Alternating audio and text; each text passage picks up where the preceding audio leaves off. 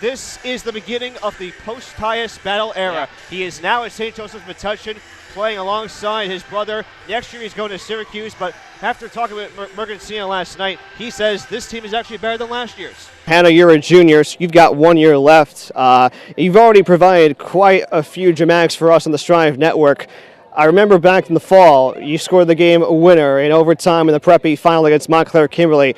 How does this win compare to the overtime thriller you had back in November? Yeah, I'll say, and I think the one thing that's obviously stood out for the Mules, not only in tonight but throughout the course of the season, is Brandy Valley's play. What do you make of what she's done? John, you're more of a three-point shooter, and you've been that way throughout your short 3 years here at the home in the Mules. What do you feel like you've been working to try and perfect your long-distance shooting? Let's talk about your athletic career for a minute at Swarthmore. We mentioned that you were a two-sport athlete. You played women's basketball, had some awards here and there during your time down at Swarthmore, and you were also on the track and field team.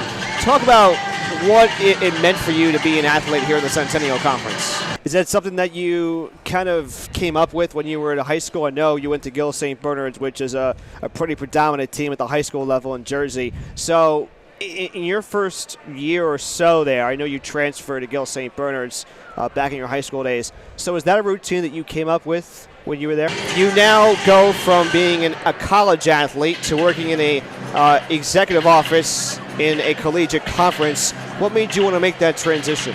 I know it's kind of early to look ahead to tomorrow night, but as you get set to play in the conference tournament championship game, what's the biggest thing this team needs to work on to try and avoid getting in that first half skid? Let's fast forward real quick to tonight's men's basketball championship game. It's your alma mater, Swarthmore, taking on top seed at F&M, where your boss, Steve Ulrich, is actually right now as we speak. Who do you like in the nightcap? Before I let you go, what are you going to do to celebrate? Go home and sleep. No partying?